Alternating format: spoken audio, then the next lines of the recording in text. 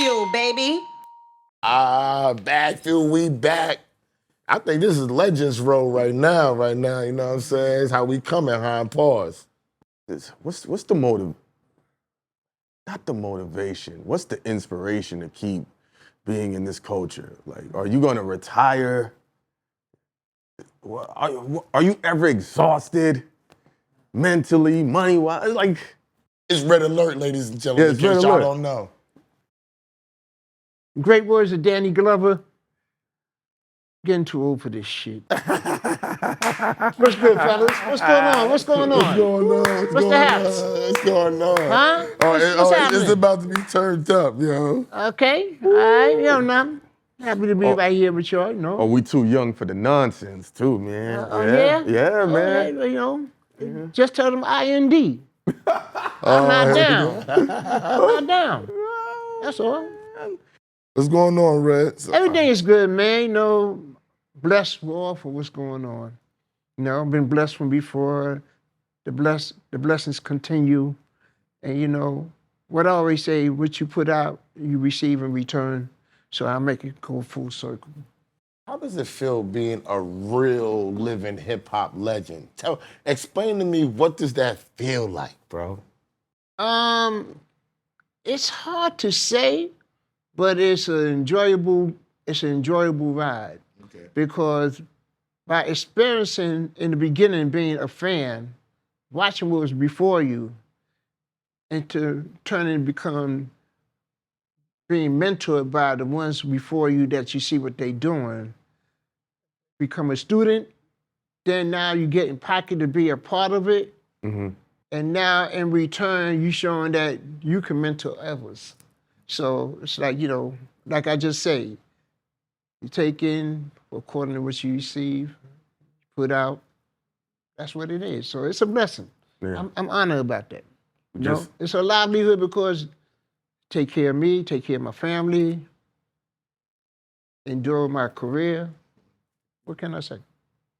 Yeah, we just celebrated 50 years of hip hop, great celebration. However, I've been seeing pushback from a few artists and rappers. They weren't too kind or receptive to how the rollout of the 50 years was. Do you have any reservations of what could have been celebrated? Well, you know, I'm gonna tell you this, and I can understand to some degree. But wherever was within 50 years ago, 40 years ago, 30 years ago, even 20 years ago, it's not going to be the same. Things has evolved, you know, as far as the sounds, as far as the style, as far as the approach, as far as the mentality. Things change. Life will change. You know, do you see things what it was today, what it was when you was a teen? So, you know, when you're talking about anything as far as a culture is concerned, it evolves. And, you know, that's good because if it remain the same, it only gonna go but so far, it limited. So it's a blessing to see how things have turned around. Now, what I suggest to many people that there have been celebrations all across the board, even overseas. If you have like a pioneer within your town, your city, your state, that start doing the term hip hop, start celebrating with them because they was the ones who you was looking up to in the beginning in your backyard, in your city, and wherever it is at. And then from there, some of the people that became well recognized, known, even become stars. And that's from all different parts across the country as well as overseas. So you celebrate your hip hop culture your way, you celebrate your hip hop culture your way. Everybody branch together. That's understandable. When you first started spinning, were you doing it for free? And if you was, when did you start getting paid? You know, it's funny you say that. I started doing it, I was in this program called the Upward Bound program. I don't know if you ever heard of that.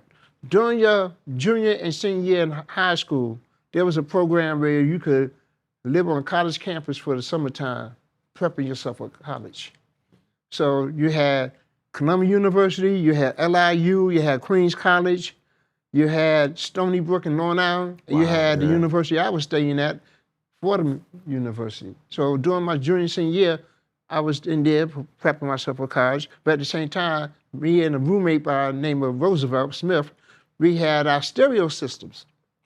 Well, we learned how to hook up our stereo system and connect it together, and everybody should come to our dorm during the summer and party with us.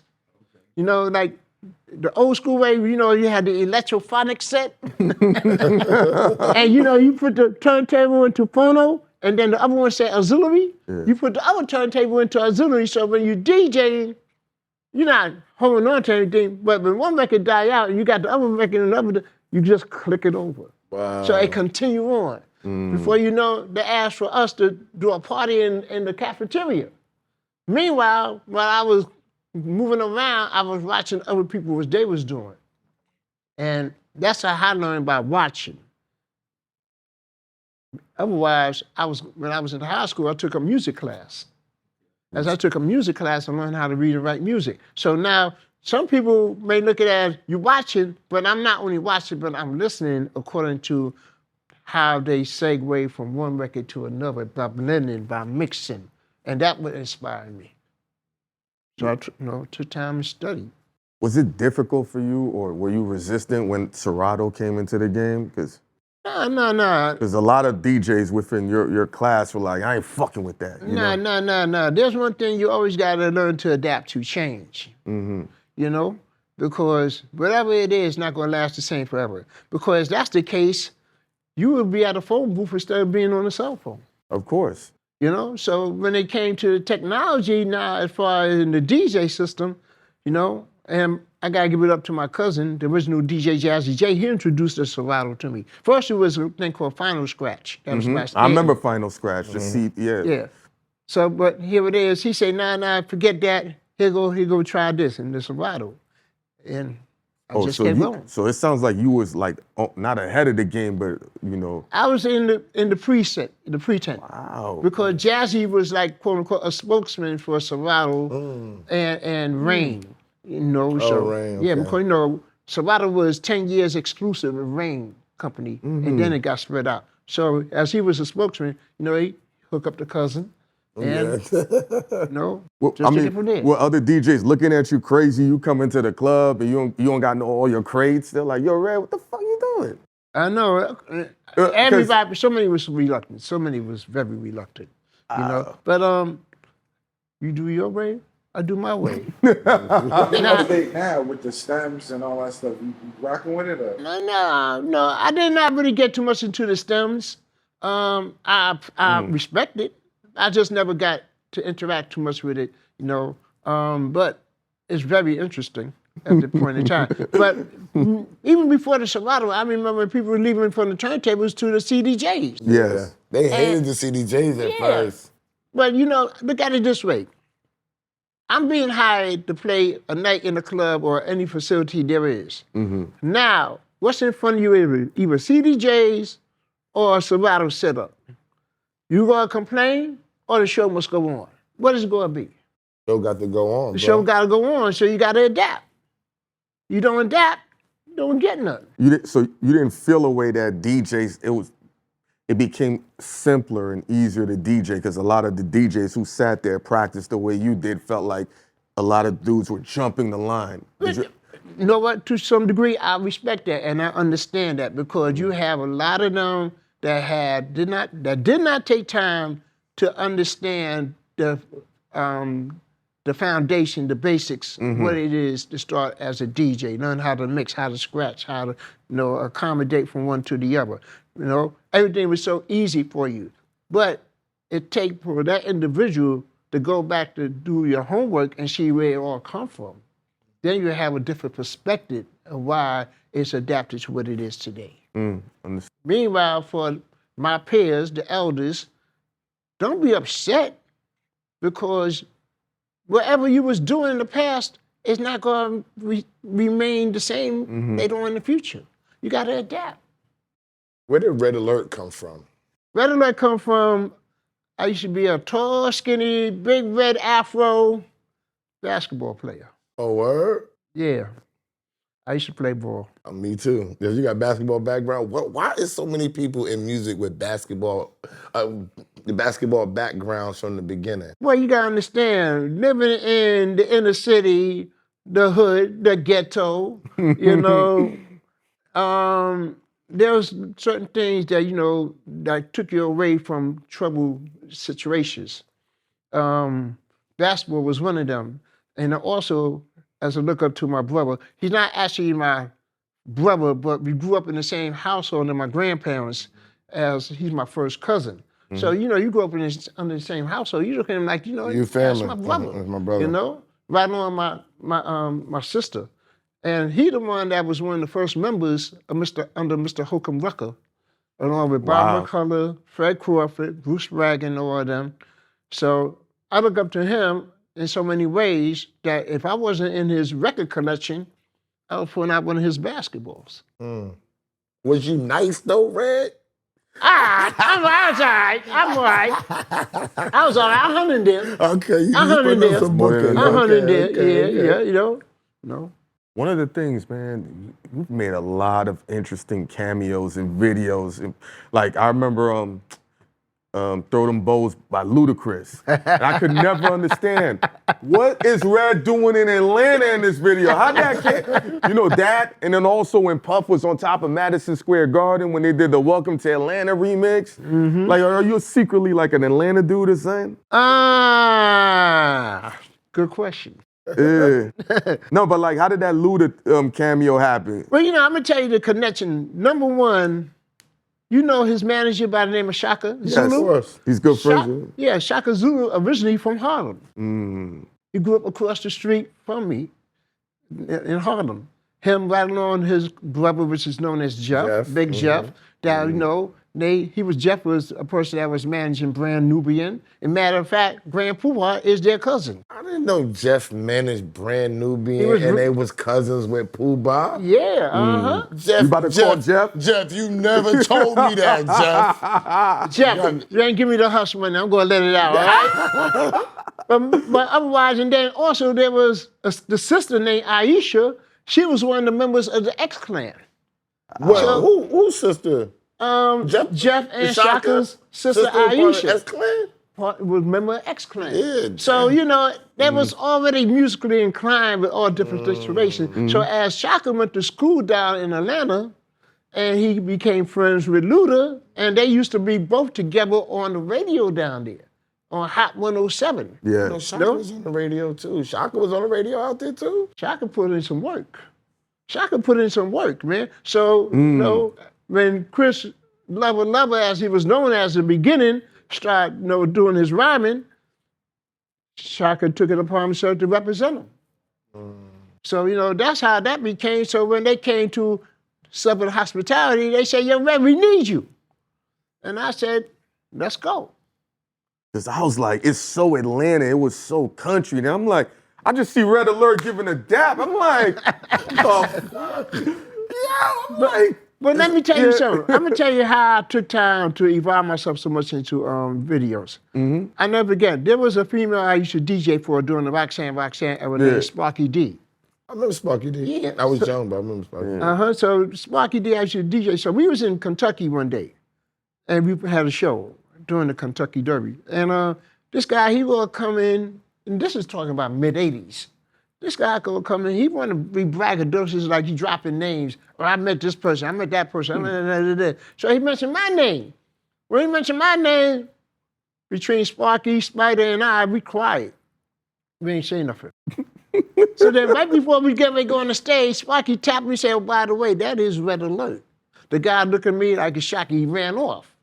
So we like, what's that about? Well, I got to learn later on that in the past, and I heard this going on for years and years. In the past, there used to be a lot of people being imposters of different artists. Wow. Different singing groups, different musicians. So you know, it reminds you of that movie Cadillac Records. Yeah. You know, when it was Adrian Brody and all of that. remember when Lil Walter was in the car and he was going past, he saw somebody in the side of there, caught himself, Lil Walter. He said, which one of you Lil Walter?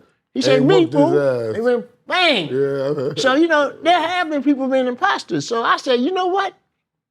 me see how I'm gonna do to promote this. So when the videos came around, and I'm trying to remember the very first video where I know, not saying, how can I say? It was put together from visuals of other films. It was put together that you see a cameo of me in Planet Rock. Okay. But I think it was The Bridge Is Over when they asked me to be in that video.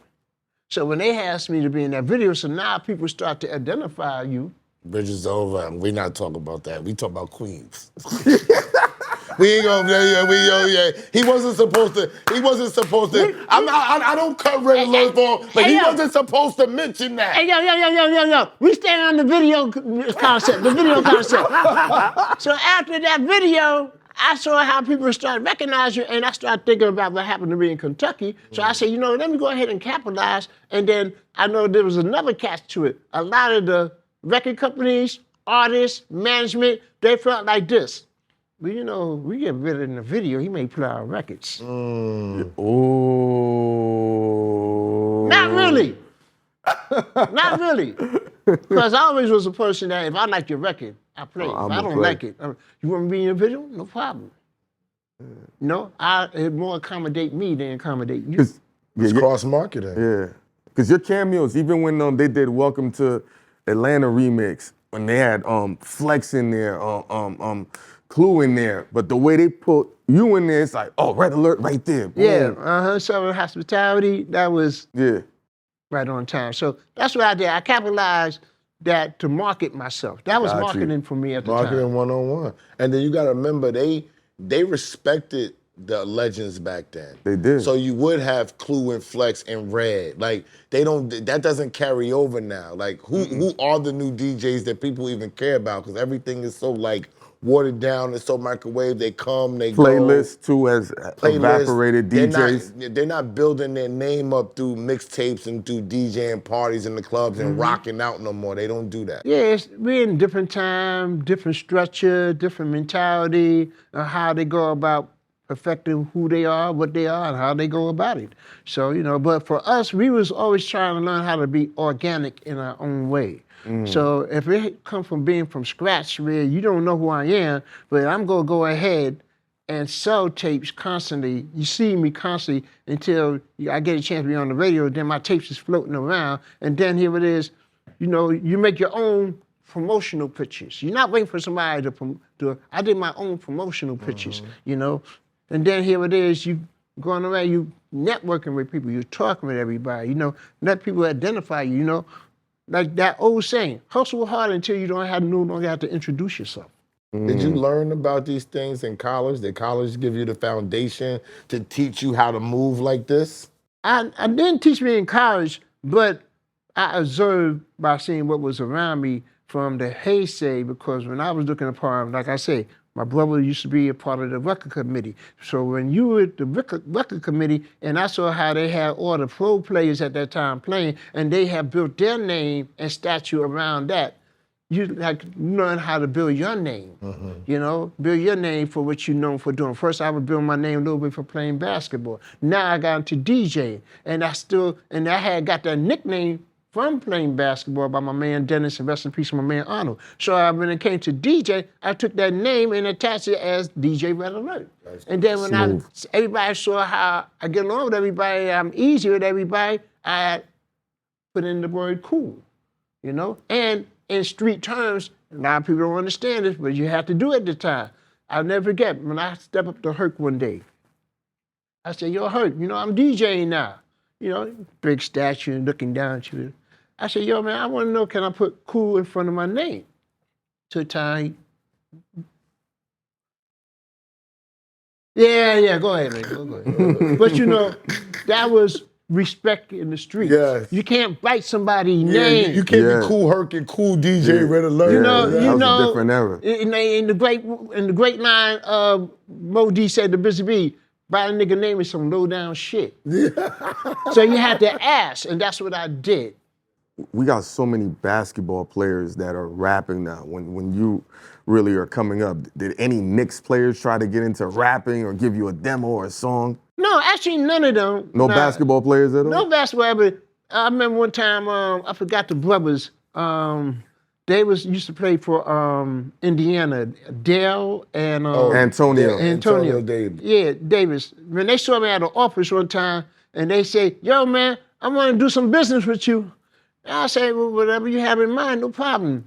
And then it didn't go no further than that. But then they come circling around to other people saying, "Yeah, we gonna be in business with Red Alert." We ain't getting no further than what you just asked me. We ain't getting no further than what you just asked me. No, but it's all fair game. It's all fair game, you know. At least I was on your mind. No, at least it was that. But nobody ever came to me about any material or saying about, helping them out with rapping, no. Did you ever work at a record label? No, I never worked at a record label. I was on a record label. I was on a couple of record labels. And when I started doing management, representing for the artists, had to deal with record labels. All right. Uh-huh. Who did you manage? I had managed the Jungle Brothers. Oh, you was managing? Oh, that's why you were so attached to the Jungle Brothers Yeah, and all that. well, number one, Mike G of the Jungle Brothers is my sister's son. Wow. That's my nephew, It's my sister's son. And who he went to school with was Africa. They went to Mary Bertram. They went to Mary Bertram at the same time with a list of different people that was in that school. Q-Tip, Ali Shaheen, Jerobi, Brother J from X-Clan, guy named Sugar Shaft, rest in peace, was DJ for X-Clan. Right on with Africa, and they all went to Bertram. And then Sammy and Mike grew up together from childhood. So Mike was the power strip for Plug in Africa, Plug in Sammy to become Jungle, and I represent them. And then in the preset, the very, very early preset, I was representing in the early stages of Queen Latifah. Then I was also representing Black Sheep, and then giving the jump start for when Tribe Called Quest came along. So how was you managing the DJing with the management? Babysitting is a motherfucker. And that's a management. No disrespect, I'm not the more. But when you deal with different artists, different mentalities, different situations, and you still doing your job and what it holds, you're like, but no, I would call myself not really much of a manager, even though I was considered as a manager when I had Red Blood Production. I was more like a coach. I was coaching them, showing them how to go about themselves. When it came to their creativity, no, that's all on you. I can't tell you how to make whatever you make, but when it comes to coming into this business, how to have yourself representative. How to carry yourself. How carry yourself, how you represent, how you deal with situations. So I was more like a Pat Riley to them. Which one make? Excuse me? What you tell Queen Latifah that? How Queen Latifah came through is like this. Rest in peace to my man we just lost, my man Mark the 45 King. Wow. Mark the 45 King, I got to meet him because Mark used to be coming up to the station and he said, "Yo, man, I got something for you." Number one, I don't know who this guy is. He's quiet, shy and everything. He said, "I got some." So he had made some different instrumental tracks. And then after he made that, then he started giving me some different MCs on there. So the first set of MCs he had was one guy named Lakim Shabazz, the other named La T, and Chill Rob G. So now here it is, Latifah got signed to Tommy Boy, and he had Queen Latifah. So now here it is, I'm gonna tell you how everything assembled. Jungle Brothers first got to know about De La Soul. They met up together, doing a show together, I think up in Boston. They saw they was on the same page with the same vibe and everything, so they went forth. Meanwhile, as I'm also in association with BDP, don't worry, I'm not gonna go no further. There it is that it was being attached. So now here it is, Jungle meet De La. Jungle have some affiliation with the new up-and-coming members of Tribe. Here it is, De La got signed to Tommy Boy. Here it is, Mark had brought Latifa over to Tommy Boy. So now Latifa get attached along with through Mark to me in association with them. This all just was a mixture, It just a kept melting on. pot. It kept on assembling, and then right from there, when Jungle went overseas for the first time, who they come across? The person who was the top MC at that time, Mooney Love, Wow. in London. So now she coming on. The last part was my man. He was known down in North Carolina as one of the baddest DJs at that time, and where he was at in North Carolina with his cousin named Shorty Doo-Wop. So he came up here because he was amazed what was going on, but he had changed his name to Mr. Long. And he kept on telling me, I got this guy out there in Queens that's nice. His name is Drez. They became Black Sheep. So that's how all that assembled at the native tongue. Wow. Yes. And they look at me as like the spearhead amongst order. But they really assembled in their own. Like I said, I was like on some Pat Riley shit. So you was definitely making more money managing than you was DJing at that time. I'm doing all different situations. And then another thing is that I've tried to make sure that everybody look at it as favoritism. I still program everybody. Because I don't want nobody to say, oh, all you play is native tongue stuff. You don't play nothing but native. No, I play everybody's shit. I play everybody's stuff, regardless of what. Like I say, if it sounds good, I'm gonna play it. If it don't sound good, I'm not gonna play it. And even though people go out trying to push you, and I say I don't play favoritism, I don't play payola, I don't play none of that. I play what I feel.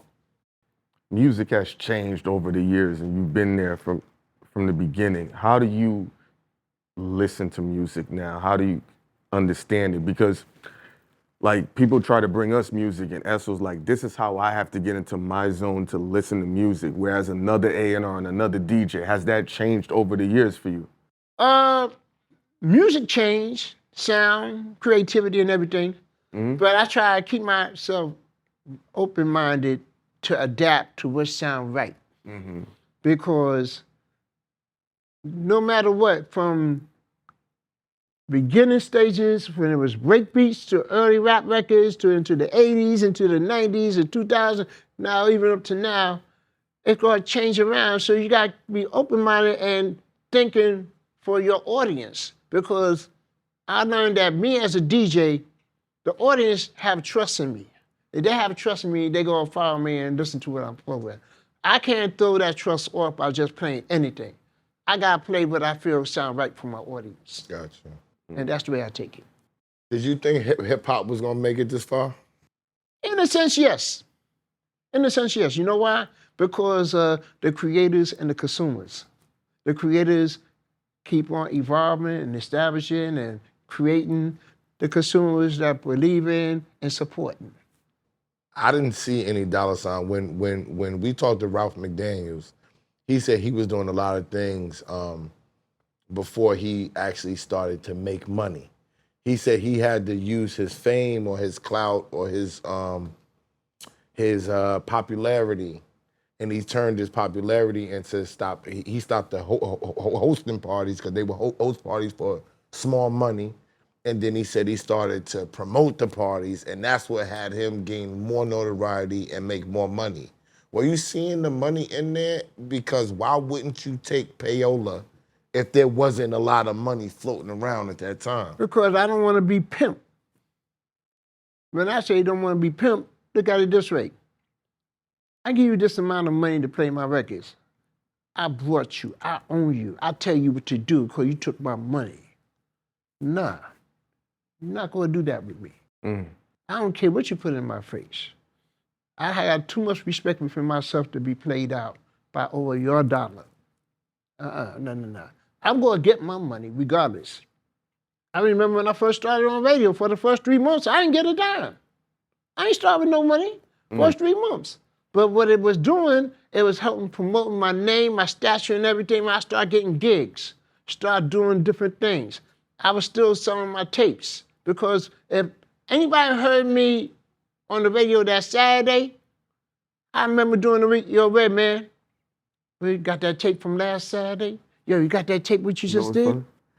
Tell him how much you was selling your tapes for. Huh? He doesn't know how much you was selling your I was tapes. selling my tapes at the time for $100. No. When I was selling my tapes in the beginning, for 60 minutes was $10. Wow. For 90 minutes, $15. Now, for people such as like a Brucey or Star Child, they were selling they were selling their tapes for a high price because they were selling to the drug dealers. Yeah, that's what I thought you were selling your. No, I wasn't selling. I was just, what I used to do when I was first hitting the spots, I was going to all the spots where they were selling what they selling. Whatever they were selling. So, as you know, they got that money. Yo, Red, what's up? Yo, you got, what's the latest tape you got? I open it up, and this is the time before I start being on the radio. When I say I used to record all the jams. So if I'm getting the parties from up in the Bronx, the Flash, the Cold Crush, the Soul Sonic Force, the L Brothers, the Busy B, the AJ, yo, what's up with that tape? Yo, because I'm down in Harlem. I'm going to all the spots, wherever they doing. And then the word got around to other people. People say, yo, people rolling up with me in cars. Yo, man, how you selling tapes? So that's how I was selling. So now when they came to me doing on radio, and that quieted down, now they want tapes of me off the radio. So I was doing the same stretching. $10 for 60, $15 for the 90. That's what I'm doing. But Brucey and Star, how they was getting big money because if they was shouting whoever name out that was making money at that night, yo, man, I need that tape right now. No. Give me that tape. I pay you $100. Yeah, that's why I say $100. I knew they was getting $50 to $100. Yeah, because that was the only tape. It wasn't being duplicated. It wasn't being copied or nothing. And their names was on it. No, give me that tape. Because they want to ride up and down with that tape. And shout my name out. But damn, niggas was getting $100 a tape in the 80s. At that time. Ill money, bro. What's the competition with you? Was it somebody else doing that, or it was just you? You know what? I never look at competition. I'm sorry to say, I never look at competition because everybody had their own lane. Here it is. I had the hustlers that's on the corner as to the big hustlers who they was giving it to. So whoever was the workers from the big guys, they the ones who I was seeing when I was going to other spots. The big guys coming to the club and hearing what Star Child and Brucey is doing. Oh, I need that. Boom. So we all make profit. I'm not judging about how much more you made than me. Did y'all work together back then? Were y'all doing camaraderie like, yo, let's do parties together, let's do tapes together? What was the vibe? When I first started going up to the rooftop and I saw Brucey showed me a lot of respect. I got a lot of respect for as well as Star Child when he was doing the Fever and open arms to me. And they allowed me to get on a couple of times. That's their house. The rooftop is Brucey's house. Star Child, the Fever is his house. So they allowed me to get on. So we always had mutual respect for each other. Do you think that that's lacking right now, or you think that still exists in this? If it's lacking, it may come to that point that it's lacking, but there's still a lot of brotherhood amongst each other, and that could come that the grimy side, the cutthroat, under the table, the ego, but that don't mean everybody. But there is some to some degree. And probably was some to some degree around during my time, but I didn't see it. Why you think that why are you so cool that you wasn't worried about, what makes you so different, Red? Because out of all the people that we talked to, you the only one of like, yo, that was they lane, I'm chilling, I'm cool. Well, what the fuck is that? I think I got that from my family structure. I'm gonna tell you why I got that from my family structure. Now I mentioned earlier about my older brother, one of the first members under Mr. Homebell Rucker. Okay. I also have my as an elder, my aunt, my mother's sister, that was one of the first black female opera singers to sing in Carnegie Hall. During their time, as they was moving around, I saw how they carried themselves, how they conduct themselves, how they didn't let none of that get to them. You know, they walk around proud of who they are, but they ain't let that overcome them. They ain't get that ego. So now when it got my turn, and I'm looking at the structure what they did, I learned to follow the same suit. Gotcha. And then after that, my nephew Mike, my son Mims, we all, even my cousin Jazz, we all follow that same suit that, you know, we confident of who we are, you know. That's how we are. Shout out to Mims too. Yeah, he definitely embodies the coolness. He be relaxed. And more of it in his clothes and how he dresses is more He's aggressive. Cool. He's cool G Mims for real. But he's also a proud son. Like he's definitely proud of his father. And you don't see a lot of that going around right now, not in hip hop, just what's going on in the world right now. Right. So he definitely be like, yo, my father, like the way he talks about you is like more of a fan. Like my father, cool DJ, you know what I'm saying? That's my pops, and my pops is doing that. That's dope. So I can tell your family structure is lit. Yeah, and you know, I love my son. I love both my sons. My older son that a lot of people know about, but they haven't seen him in a while. And he's the one I used to have on the radio named Rob. You know, he's cool also. You know, I'm proud to say he's cool just as well. He just went in a double direction, but here it is when it comes to Mims, I told him is this. I want you to go ahead and build your own statue because I don't want nobody to look at you saying that you a shadow under me. Mm-hmm. Make your own brand, make your own name, make your own mark. I'm daddy, I fall back. I got you. But I'm not going to carry you when it comes to this. You got to make that yourself. And he definitely have, you know. So I'm very proud of who he is. I'm very proud of him acknowledging who I am to him. But at the same time, I am proud of what he had established and how far he's going without me. Did you ever want him to DJ instead of rap? I never want to force anybody into what to do. I never fought. When my wife and I start saying that Mims start MCing, we said, where did she come from? Because he was going to school. He went to St. Bonaventure. So when he sent down a song for us to listen to, it was an R&B singer, and then all of a sudden we started hearing him. We look at each other like, yo, what the fuck is this? We had no idea that all during the time, on the low, he was spending time writing and everything. He just never expressed it out. But I guess, you know, as you get on your own, you're going away to school and everything, you know, you become into your own, you start bringing it out more and more. So when he said that to us, we was amazed. And I said, yo, support you. Yeah. Even my older one, he was rapping at one time. You know, he didn't follow up on it, no, but he was rapping at one time. So whatever they had in mind, I would never force anything on none of my kids. Nah, it's what you want to become within your own. When he decided to partner up and sign with Jim Jones, did you give him any advice? Did he come to you on how to really? Oh yeah, I'm always coming to him with advice of what is it to be observant or how to go about doing certain things, you know. And even though one thing I'm proud to say, Mims is very much here, so. Cerebral. Oh man, big time. So here it is. You may have a representative, quote unquote, lawyer to observe, you know, the contract and everything, but sit down with that lawyer so he can give you pointers of what that contract is. Read it along with him so you understand it, you know, and he has become very reasonable when it comes to these things. I can tell that you're proud of the move that you're making and your kids is making. With you being a legend, I hope you don't mention my age, I mean, your age, and you're 67 right now. What are you looking towards? What's next? What else haven't you accomplished yet?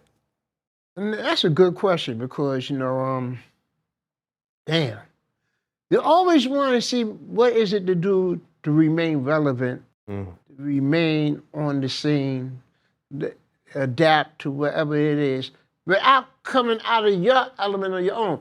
I'm not trying to portray myself trying to act like a young boy, do things like a young boy, try to act like I'm hip like what's going on today, but still show that I'm in tune for whatever that's going on around me. It's a time and stage of how you perfect that. It's like saying that if I'm DJing, right?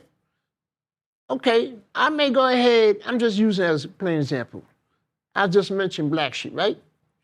You know that record, The Choice Is Yours, right? Choice is yours. Boom, boom, boom, boom, boom. Nobody would expect for me to go ahead and blend that right into Nola Brooks. They use the same track. So here it is, I'm taking somebody from the early 90s into today's time, and I'm keeping it on the same pattern.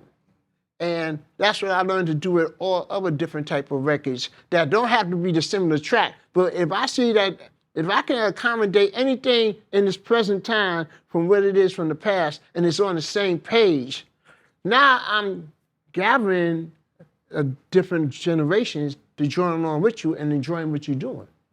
That's what it is. And that's where programming comes in as far as DJs is concerned.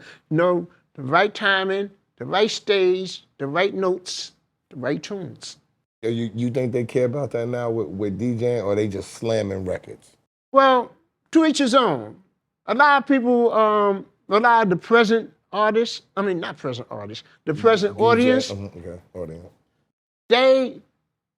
from what I learned and I see by other DJs playing, they more into the hype of a record. Sometimes some DJs, not all, some, they only play the hype part and then go quick into the next thing. So people thrive off the hype of that song. I still mix, blend, segue, program. I let it ride out. That's the rest of it. I mean, I still keep my same structure in today's time. And I know, I was proud that this thing that we do up in the Bronx every year called Katona Park. Mm-hmm. When I was leaving that evening, a young lady, I'm just exaggerating, but I say she got to be somewhere between around maybe mid-30s and up, approached me. I just want to let you know that you are my favorite R&B DJ. So if I'm grabbing your attention by you enjoying what I'm doing, you are a fraction of how many others feel the same way. Mm-hmm. So it's all about keeping your same structure in this present time. Young DJs, up-and-coming DJs, established DJs, who are some of them that remind you of yourself, not from a skill, but just like a personality, a quality, a standard? Well, there's some that I work along with that. Yeah. This guy named DJ Kool. He's from out in Brooklyn. I've heard of Joe. Yeah, Kool. He's down with the Beat Miners radio show, you know, internet radio show. That's DJ Evil D, and his brother. Kool, that he accommodate along with me as they play. Another guy, he go by the name of Straight Heat. He know how to adapt playing the past stuff with the present stuff. There's a guy that, as far as technical stuff, he's a bad motherfucker, but at the same time, he's very knowledgeable of the music. His name is DJ Flawless. Yeah. Flawless. And he is the son of a DJ that I feel deserved more recognition that he don't get. And he come from the beginning of the time when we was coming up. And he was very skillful and knowledgeable. His father's name is DJ Rockin' Rob. Yeah. So his son, Flawless, bad boy. He's a bad boy. And I respect some DJs that, due to their deficiency as handicap or, you know, unable or whatever, I respect a lot of them, and I call them like my little crew, my little chain. Like, there's a young man up in the Bronx named CJ the DJ. He have autism. But when you hear this guy play, you forget all about that. He brings it to you, of the past and the present. There's another young man that I'm fond of. He's a blind guy named DJ Mixmash. He's like in his 20s. He know everything from the past to his present. And he even DJing on an internet radio show down in North Carolina. You know, one more guy. He from out there in Brooklyn. DJ Wheels. Why he call himself DJ Wheels? He's crippled. He in a wheelchair. But when he get on that set, you forget what his condition is. Mm-hmm. So, you know, I'm inspired by who I'm talking about, along with the other fellas before them, because regardless of what, you have a vision, you have a belief, you have a standard, you're sticking to it. I want to shout out one of my friends. He's special needs, one of my close friends. Shout out to my man Cirque out in Chicago. He's special needs, and you wouldn't know neither. His mind, and he get money, everything, married, kids. He doing his things. I want to take time to shout him out. He flew up here for my birthday and took me out to Mr. Childs. I greatly appreciate you. What would you change about the music business? It's hard to say that because it's been going on before I even got involved with it. What is it? The unnecessary bullshit. And That's what the would that nature be? of the game. You know, in any form of business, business there is, there's always some bullshit. But you don't have to be a part of that bullshit. You honestly don't have to be a part of it. Sometimes, by you not being in affiliation of what they doing, it may set you back. But if that's not you, you don't have to force yourself. But if you feel that that's what it takes for you to get by, to get over, to be who you are, then that's like saying me accepting that money. But what if you're not a creative, Red? What if you, because people with talent, y'all get treated differently than a businessman or somebody interning or striving. Y'all get a big pass because you're talent and you're creative. What about the other side? Did you think about them? Talking about the people that is business established? The business people trying to break into it, just anybody that's not a creative. Well, you gotta understand, you gotta take time and observe what is before you or how to go about the standards of conducting business. You know? I'm not gonna say school is everything, to each his own, you know? But at the same token time, you have a brain to watch what's going on, how to go about it, how to receive, how to give, how to provide, you know? And that's all come in hands from each other, you know? Of course, nobody's angels, but still in all, if you learn how to stretch yourself in the right way and people respect you, doors is open. Even though grimy shit go far, Yeah. but you know what comes in return when you do grimy. This ain't trying to be nosy. It's more people are struggling how to get their name out there. Like how you said you had to get your face out there, and they're struggling on how to really monetize their talent.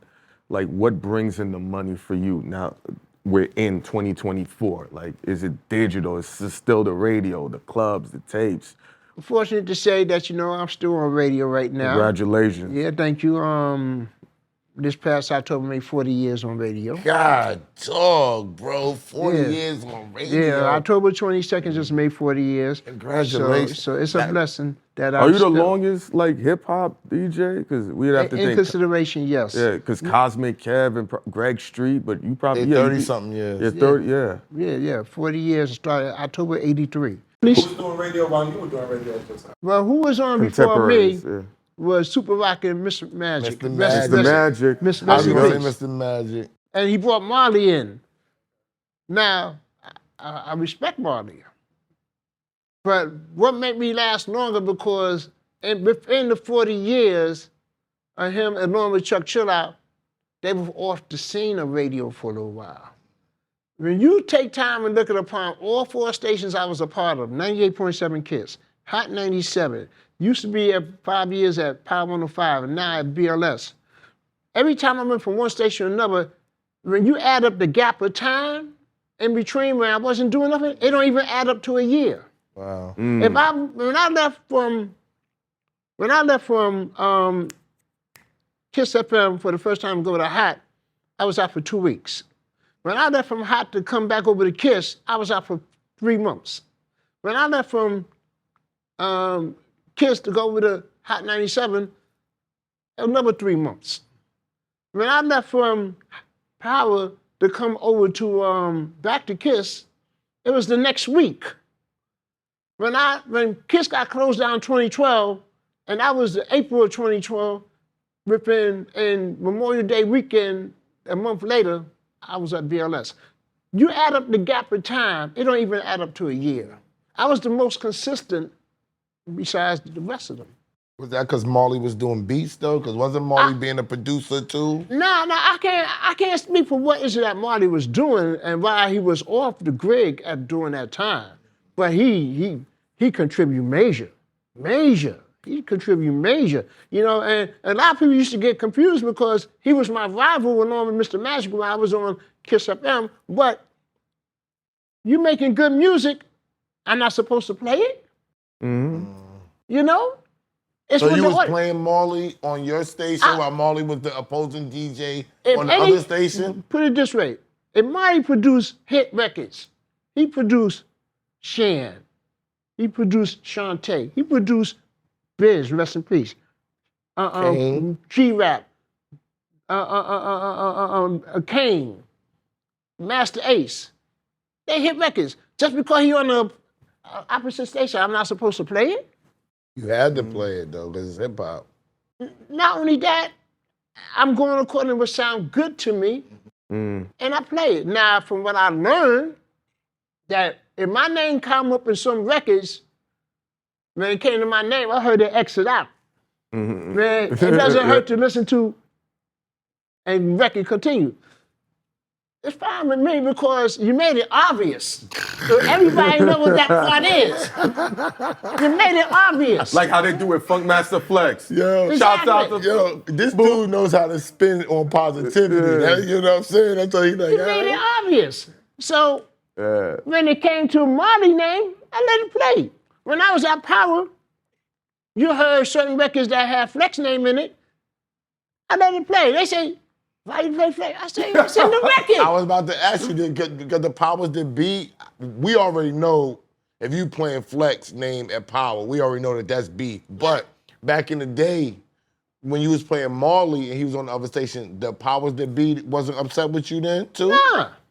Nah, you had a couple of them that want to say something.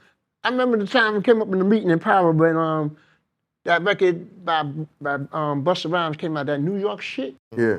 And here it is when Hot was playing it, and they mentioned my name in the record, and then they brought up in the meeting and say, yeah, we heard, but they let Red name ride in the record. I turn around, look at them nice and Friday, I say, I'm a household name.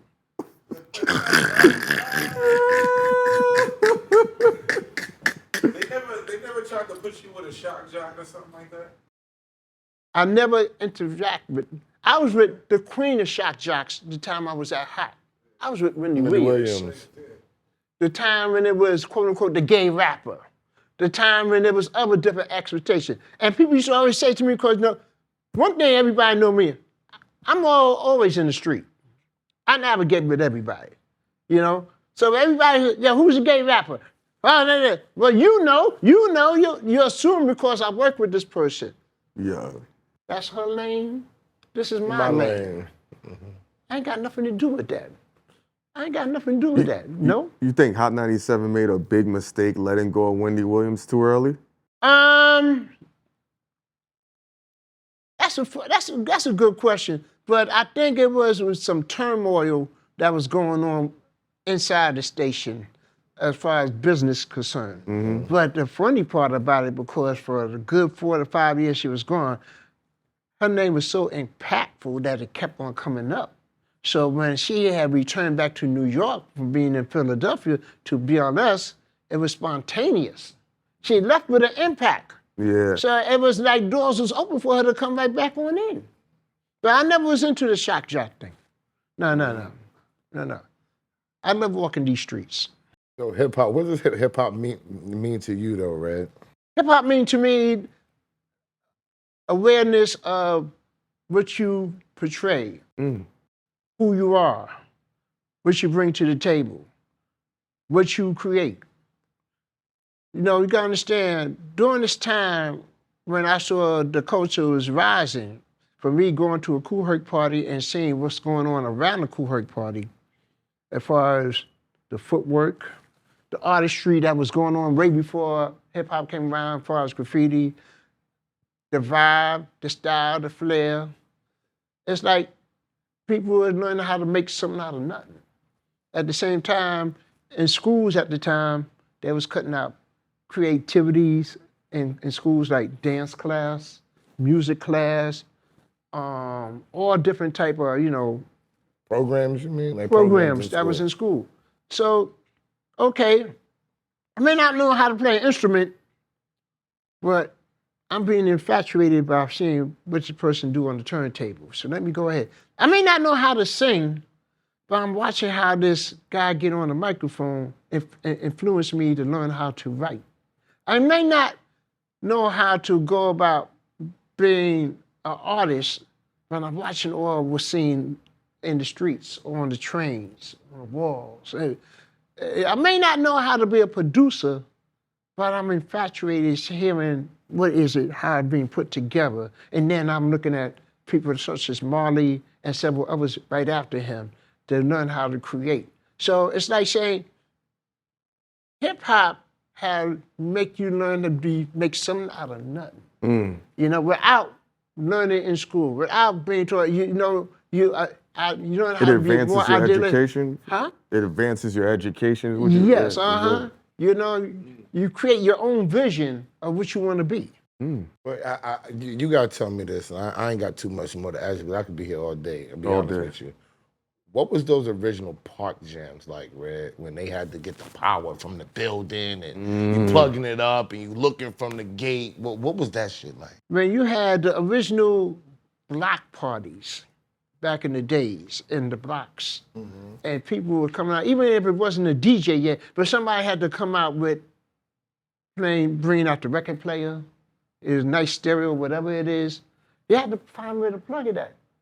So I don't know who came up with the idea of where they got it from. They learned how to go to the lamp pole, open up that thing, and in there they find a socket. You said it had to be a Hispanic person? Huh? Had to be a Spanish person, he said. I put it this way. It had to be somebody from the inner city, the hood. Yes. Because we always learn how to survive whatever it takes. He had to be a con man motherfucker back then and say, I'm going to splice. I know how to make this I happen. know how to splice this up, player. So now here it is. They find the outlet. Let's plug it in here. So now when it got to reforming hip-hop starts to rise, everybody was following up that same thing. If you ain't have no place where you can go and plug, you used to see people who used to, even in front of a building, how many extension cords is coming from the window? You're talking about at least Mad 20. extension cords, you know? And at that time, there was no such thing as you have to have a permit. You just come out whenever you want to. The crazy part is, if you come up saying, yo, man, I'm going to bring out the system, everybody want to help you. Yeah.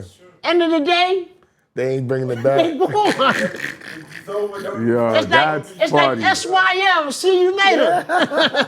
You know? But that was part of what was going on during that time. But I remember me hanging in the Bronx all the time.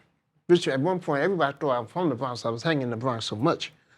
But in the Bronx at the time, in the lower part of the Bronx, you used to walk from one jam to another. I go from, just saying the names, 18 Park to Clark Park, to St. Mary's Park, to this project, now to that project. And it's always somebody out there just playing.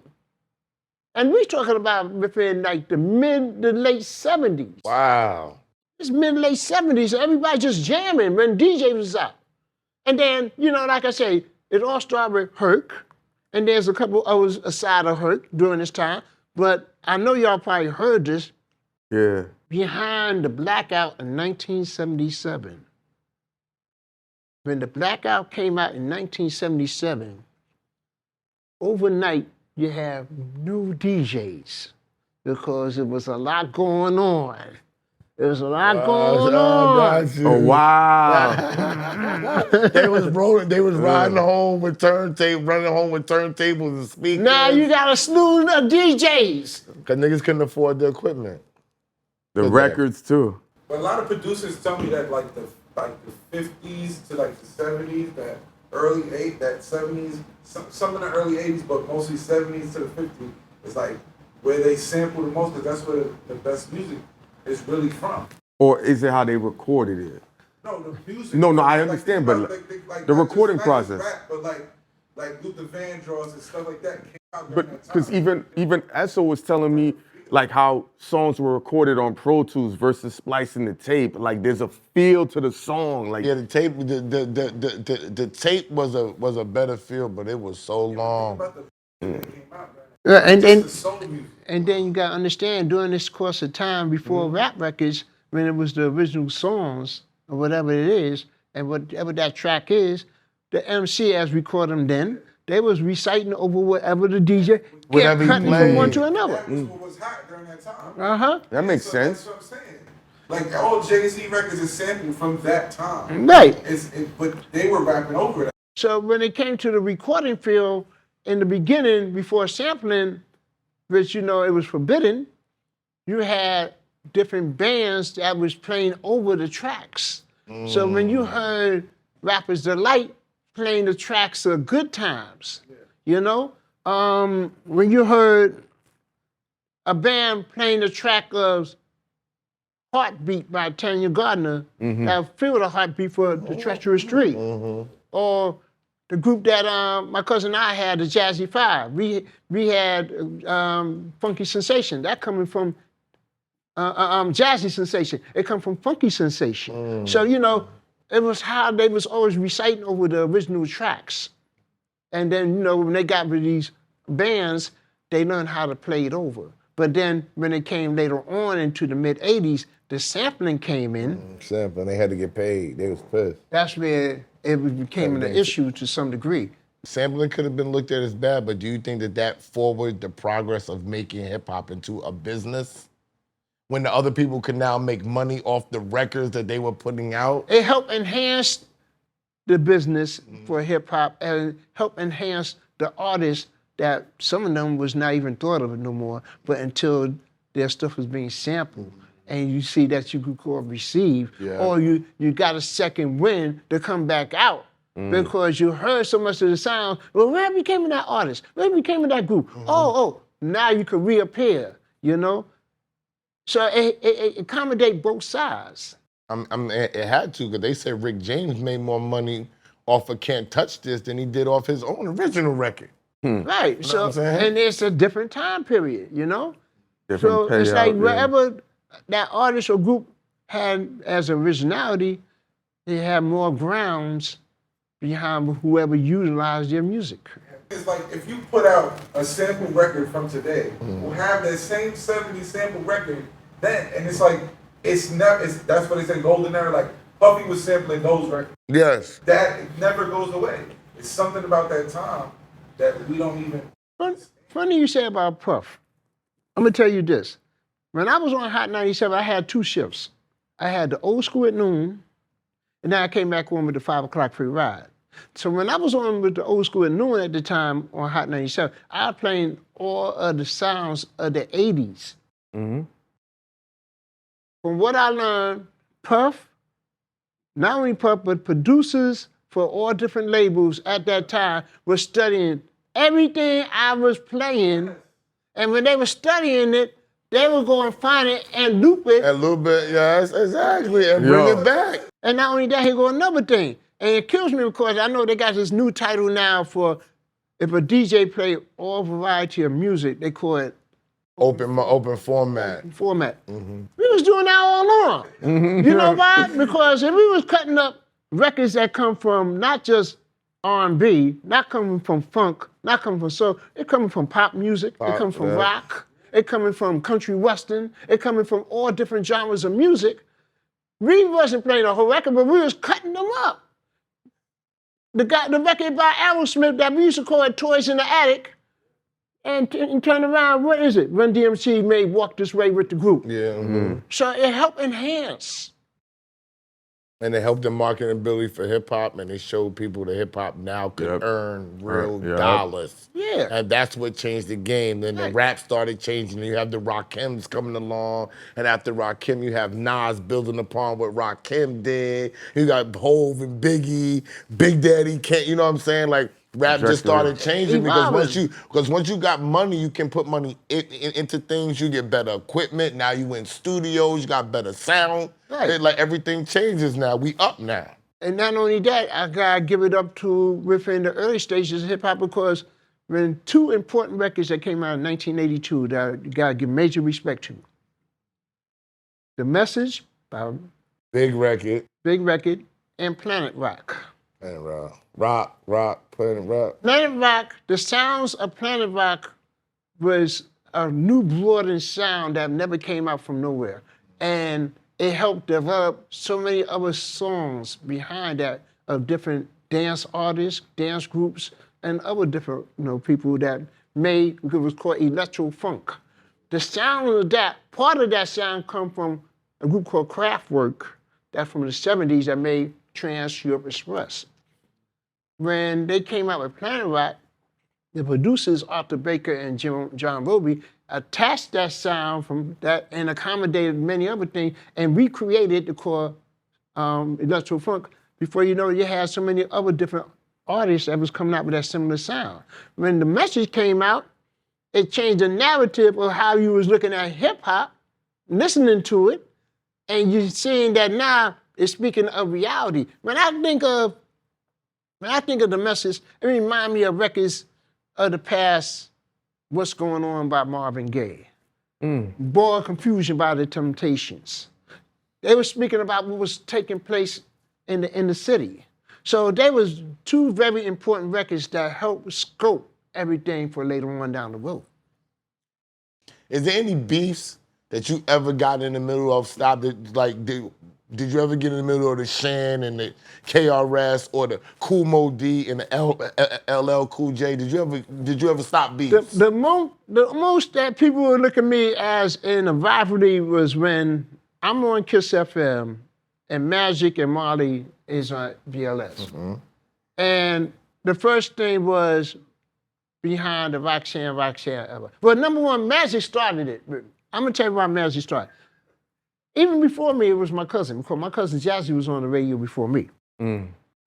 Magic was so dominant at the time in 81, 82, when he got to BLS, that he was untouchable. So now on Kiss FM, you can hear my cousin Jazzy J. So what Magic gonna do? He started opening up. Yo, who is this guy here down the dial? What's his name? Jazzy who? Jazzy Jerk? Jazzy what? Jazzy Whack? Now here I come. Y'all heard they got this new guy over there. Oh, what's his name? Oh, he got red hair. Red who? Red Dirt? Red Jerk? What, he got red hair? Woody Woodpecker? And at the same time, that's when it was a big campaign that Magic started with BLS called the Kiss Busters. Because we 98.7 Kiss. So he said they the Kiss Busters.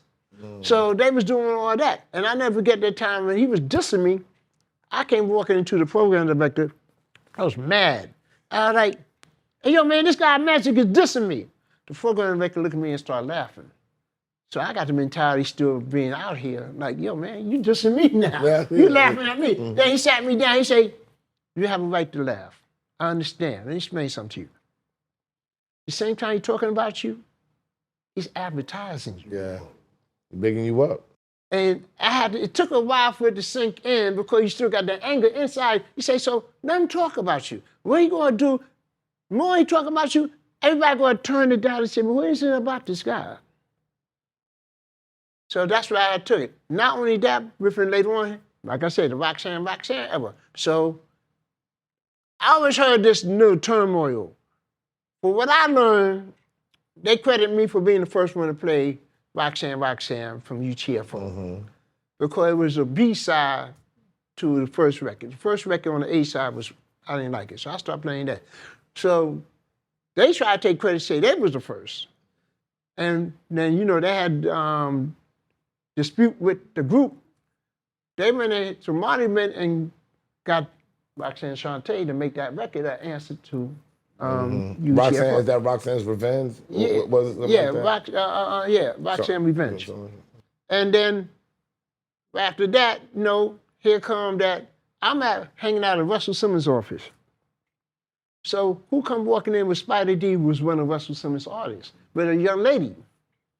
And he said, Russell, you gotta listen to him. We just made this. So they put it in the cassette tape, the box on the desk, and they played. It was the answer to Shantae. It was Sparky's turn. So as it was Sparky's turn, so they say, oh, we gotta jump on this right now. Oh, we gotta make this happen. And Sparky say, yeah, but hold up, y'all moving so fast, I don't even have a DJ. I just happen to be right there on the side. And she turned around, looked at me, she said, you wanna be my DJ? And I said, okay. Right place, right time. Bang, bang. And we was rocking for a couple of years. So now after that, the Roxanne, so now here it is. Rest in peace, Scott LaRock. Me and him, good friends. Here goes Scott. He was finding a way how to get involved with the business and all such and such. So they approached Magic, and when they approached Magic with his mouth, he was something else with that mouth. And he was dissing them. That's the Magic was dissing them, Red? Dissing them. Off record. Dissing them. Oh, off record. Off record. Dissing them at some studio wherever. He said, y'all ain't nobody. Yeah. So that's what caused them to go to the studio and made the record South Bronx. Wow. So Rain went ahead and made the record South Bronx. And then here it is, I was at the place called Latin Quarters, and my man DJ Raul was the DJ for Celebrity Tuesdays, and they came in. I don't know if you ever heard of this thing, a real hard plate called acetate. Nah. That's a hard plate that before it become a record. Oh, it's the dub plate, the heavy plate. one is heavy. Yeah, it's very heavy. Yeah. So they came and they brought that to Raul. So he put it on, so people was like, and this is the time when, people was open-minded to accept new sounds.